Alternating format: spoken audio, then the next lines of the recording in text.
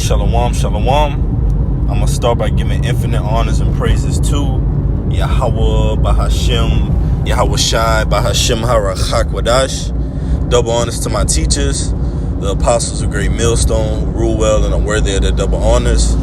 Peace and blessings to you, Akim, pushing out this truth across the four corners during these last 6 of time. All right, this lesson is going to be entitled, He Who Plans Wins. He who plans wins. All right. Lord willing, this message be edifying. All right. He who plans wins. And ultimately, in these last 6 of time, all right, we're looking around at the society and seeing that it's coming to a close, seeing that it's coming to a conclusion. And the conclusion is, let the unjust be unjust still, let the just be just still. All right. And ultimately, we know that these times are called for a certain type of mindset. They call for a certain type of preparation. All right. And that preparation ultimately is spiritual. All right. This is the book of Sirach, chapter 5, verse 7. Make no tarrying to turn to the Lord, and put not off from day to day. That's right.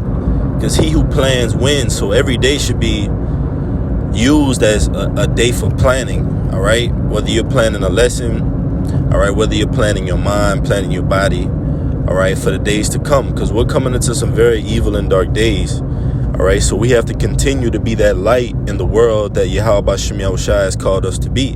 And it starts with actually addressing, all right, our problems. It may be something personal.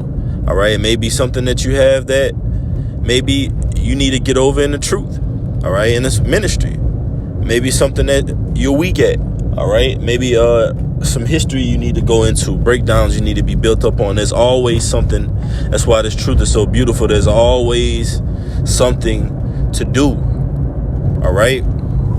It says, for suddenly shall the wrath of the Lord come forth, and in thy security thou shalt be destroyed and perish in the day of vengeance. Because the Lord don't like worldly security, man. The Lord wants you to secure yourself in this truth, secure yourself in the word, you so-called Native Americans, Latinos, and Negroes, all right, the lost sheep of the house of Israel. The Lord wants you to be secure here first before anything else runs smoothly in your life. So you got to be secure in the truth first, man. You got to make sure you're getting built up in the word, all right? You got to make sure that you're operating on a sound mind. And if you're not, everything else around you in the world, it's going to fall out of place. That's why the scriptures tell you, seek the kingdom of heaven. That's like seeking on wisdom, seeking on knowledge and understanding, right? So he who plans wins. While the world is out ultimately planning vacations, planning trips, all right, planning concerts, planning restaurant dates, all right, weddings, whatever it may be, you have to be in the lab, so to speak, quote unquote, in the lab, right? Which means ultimately in the shadow of the Almighty. Right? Which means ultimately diving in these scriptures and living it, occupied in prophecy. Because while you're planning and the world is just lackadaisical and seeing this society as a one big playground, guess what's going to happen? Just as in the days of Noah were, all right, they were eating and drinking until the flood came and took them all away. That's what's about to happen to this society. The flood of nuclear missiles is going to come, all right, and it's going to take the unjust all away. But he who plans wins. But ultimately, you have to be planning in the right way, right? Like I listed some of those ways that you could be planning wrongfully, right? Worldly. You could be planning for the kingdom of heaven. If you're with a group of men preaching the word, church, a body, all right, Great Millstone, use ultimately the position that the Lord has given you, because it's a great position, whether you might think it be small or great or not. It's a great position to serve Yahweh Bashem Yahushua. So we know we come into this thing, you have to build your way up. Whatever the Lord has given you, magnify it, like that parable of the talents, right? Don't hide yours in the napkins. Be that light unto the world. You got to continue being on to that. And it ultimately means to cut things off around you. That's what being circumspect means. All right. Looking around for danger and crossing your T's and dotting your I's and cutting those things off. Like, okay, well, checking this off. This is not a danger. That's not a danger. Okay, this is a danger. Let me cut that off. All right, let me purge that out. And it may be something in your personal life. We all go through personal things, but the scriptures is the remedy. These precepts are the remedy. All right. So let's go back to this one.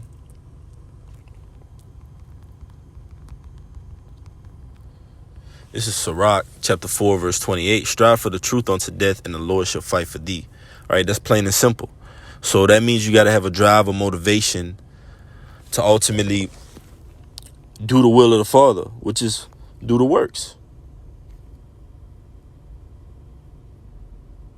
Let me get this word. Plan. Right. Plan. The representation of anything drawn on a plane, a drawing, sketch, or diagram of any object. It says a plot of a building, map, plane surface. It says, let's see, make a plan, put on paper the parts, dimensions, and methods of constructions, to scheme, to devise ways and means for, right? Make a plan out of, put on paper, right? The scripture says these things are written on paper and are faithful and true, right? So how do we understand things? How do we learn things? We write them down on paper. We take notes, right? And that's a spark. Okay, you're taking notes and now you're being diligent in that. Now you're teaching. Okay? There's different stages of these things, but he who plans wins. All right? Even in this society, you have teachers that have lesson plans. They'll say, okay, I have a lesson plan. This is what we're going to do in the criteria. All right? We got to have lesson plans for our lives. Cutting things out, adding things on. All right? Building and ultimately taking down, pulling down, man. But you can't be slothful and a slugger, man, in these times, man. If you have this knowledge, wisdom, knowledge, and understanding, all right, you have to constantly be moving, constantly be growing. You can't stay stagnant. You got to be in the spirit at all times, unless you be taken away, man. All right? Satan is walking around seeing whom he may devour. You have to plan. All right? Ultimately, and that goes with being in the spirit too. You plan based off of the spirit. All right? You don't just say, okay, well, this is what I'm going to do today. This and this and that. Get into the scriptures, and the scriptures will pull things out of you. All right. Meditate, listen to videos, fast, pray. All right. They'll draw things out of you that ultimately you can use to advance and heighten the will of the Father, whether it be in your particular camp. All right. You got to make sure things are tight, but that comes with tightening yourself. Right. That comes with having yourself in order. So he who plans ultimately wins. Right? And like we said, it ultimately starts with being on fire. This has to be your first love. Yahushua spoke about that. Spoke against those not making this their first love. You can't just be in this thing and just trying to do enough to get by. All right? Like the apostles go into. You can't be into this thing and just trying to move along and get along, man. No, man. You got to. This truth is about being uncomfortable about sometimes, man. All right? It's about coming out of your comfort zone. Saying the things that might be in your mind before coming into the truth. Saying some of those things might be, okay, well, it's a little uncomfortable for me. This truth forces you to be a man. It helps you grow. All right? And ultimately, it helps you walk circumspectly. This is Ephesians, the 5th chapter. All right? Let me see. I'm going to start at 15. I'm going to start at 14. Wherever he saith, awake thou that sleepest, and arise from the dead, and Yahushua Mashiach shall give thee light. So the light that the Lord has given us is this truth. And the Lord has given us this light so we could shine onto others with the light of the world now. So you can't just have your light just out here flickering.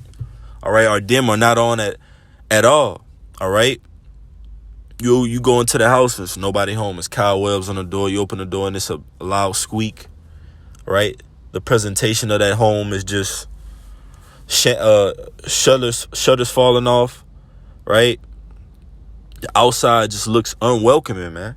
That's not what we're calling to this truth to be, man. We're lively stones. We're not calling to this truth to become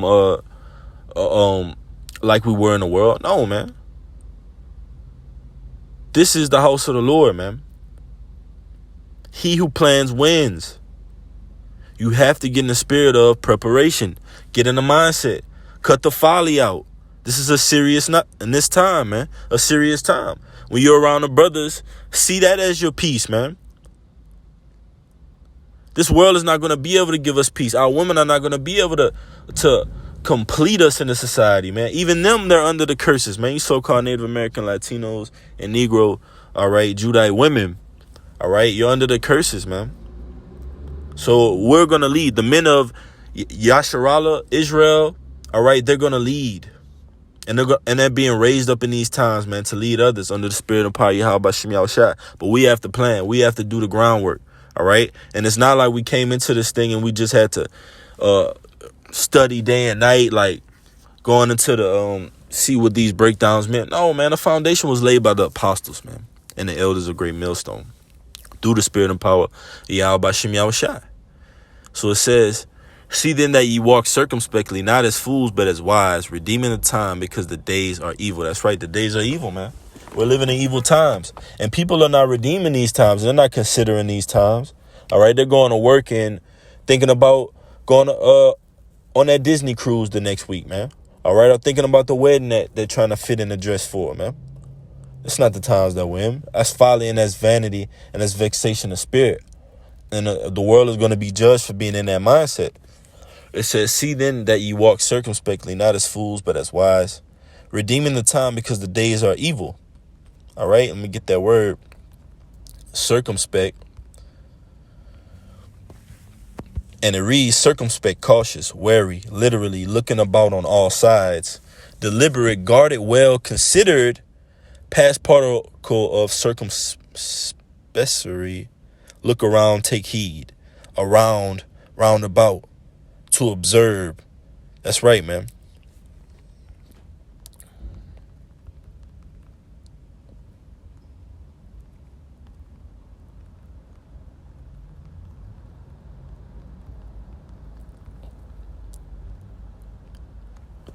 Right. Circumspectly. In English, it says in a way that is careful and avoids risks. I move circumspectly, checking each step. Caution dictated that he approached the question circumspectly, you see? So careful and avoiding risk. That's how we got to move in these times, avoiding risk. Oop, that's too risky. Can't do it. All right. The scriptures say that's not appropriate. All right. That's against the law. That's against the will of the Lord. That's not fruitful. And there's certain things you could sow into that can make you unfruitful. So watch how you're sowing into things, man. All right. It says in a way that is careful and avoids risk. And that's the mindset of the apostles. All right. Avoiding risk. Oh, that's an off doctrine. That's an off spirit. That's an off vibration. You got to address it and purge it out, man. You can't let that reflect on the Lord's men. You got to get that out. That's what the Lord is doing. He's tightening up the house. He said he would visit the house of David first, man. He would visit his house. That's a righteous power.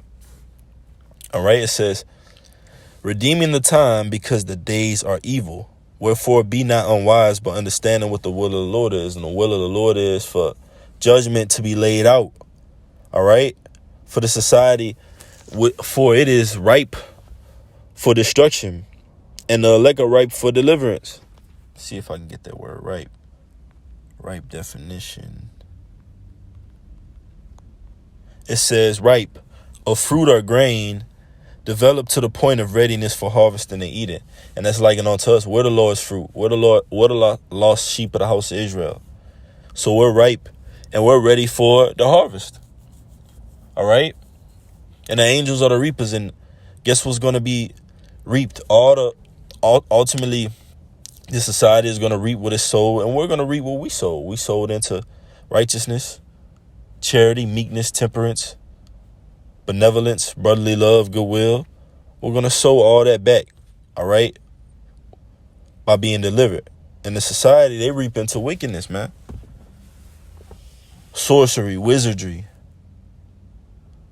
So it means something to the Lord to actually be in the mindset of planning. And that is not actually, okay, well, this is what I'm going to do today. And ultimately we walk by faith and not sight, but planning as far as staying diligent, staying vigilant, being circumspect, staying in the scriptures, keeping his word near to thee, all right, girding up thy loins, and being occupied in prophecy. Let me see if that's Sirach 38. I believe it's Sirach 38.